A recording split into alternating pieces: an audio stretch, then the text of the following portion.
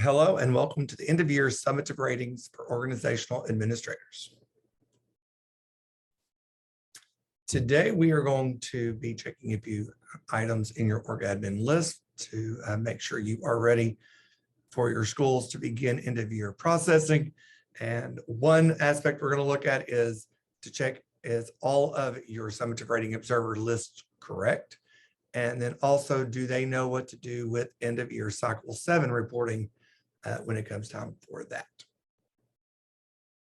Exit out of our screen and transition to your platform. Some of you as organizational administrators may also be learners and or observers. So make sure if you're not sure which you are at the moment, you want to be your org admin.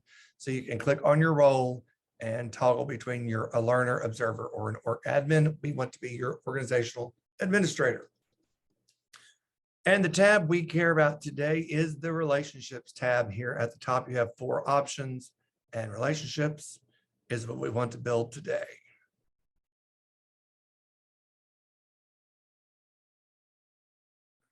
Once I do that, I have access to all of my people. You are able to modify from here. If maybe you've had an administrator leave and have hired someone else, or you've hired a new administrator to help out this year, you can modify all of those here with our 3 dots by clicking on the teacher. This is deadly counselor, and I could add another observer at this point if I want to. Obviously, if you are adding an observer, you want to make sure that this person has actually been observing the learner throughout the year. If you are happy with all of your current relationships and don't need to change or get divorced, you can exceed right on to end of year assignments. So that is where all the magic happens today. We are going to look at classification for bulk management and then auto assign.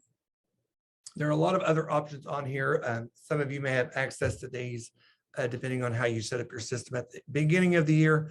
I'm going to pretend as if you do not. So what you want to make sure is that we have everyone classified correctly and that we have the evaluator signed correctly. You may filter. As you can see, I have 5 options to filter. Your sub-orgs would be your schools. You can also filter by rubrics and the other classifications that you can see. At the moment, I've already completed all of my classifications, but let's pretend that I have not. Our 3 classifications are career summative teacher, career summative administrator, and no end of year evaluation needed. Oftentimes our administrators become confused at this stage because they have been performing observations. Just because an observer conducts observation does not mean that they are receiving a summative rating. You may also rate, depending on district choice, teachers in their formative years, but we are only focusing on our career summatives for this end of year process. So you will want to make sure as you filter by sub-orgs or schools that everyone is modified correctly or assigned correctly. You may do this through the classification bulk. You're going to see that once again, you can look for all of your summative teachers. And here, if I hadn't already assigned everyone, you would see the different rubrics. So library media, gifted and talented. There are 8 different rubrics you may be choosing from. You can also filter by sub-org. But ultimately, this is a quick way to assign everyone in the system. You also can click the down arrow and choose for the 3 options for each person in your list.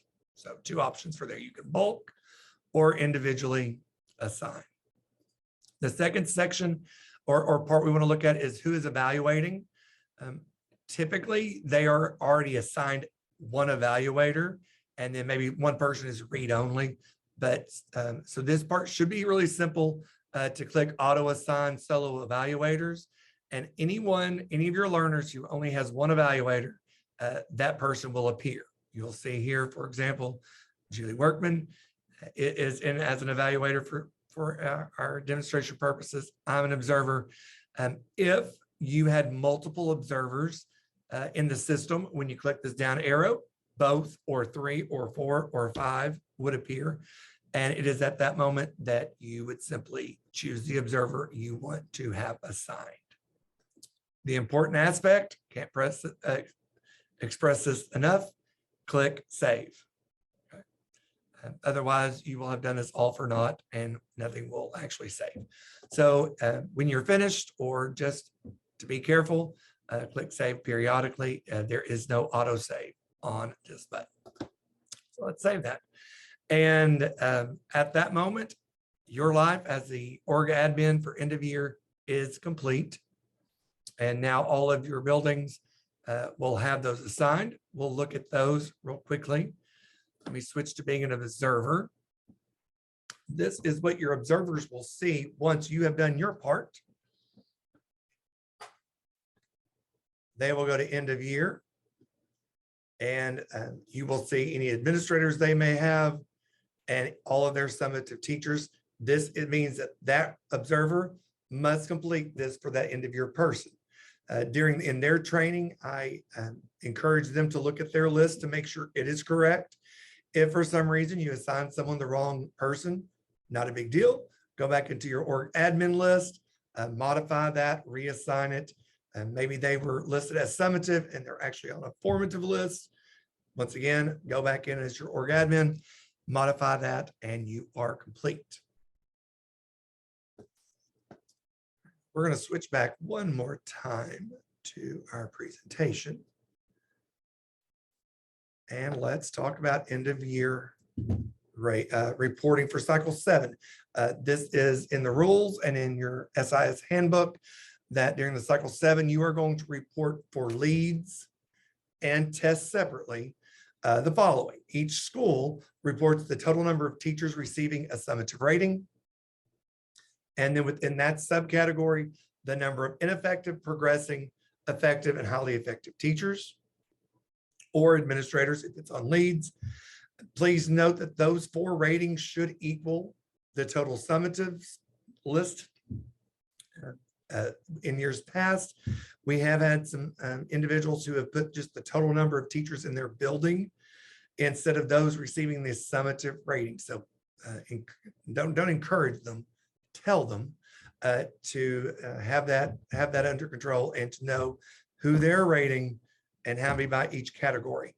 As a district, if you don't already have a system for reporting that, you would want to develop that prior to. It could be a simple spreadsheet where each school submits that to you at your main office if they do not report individually.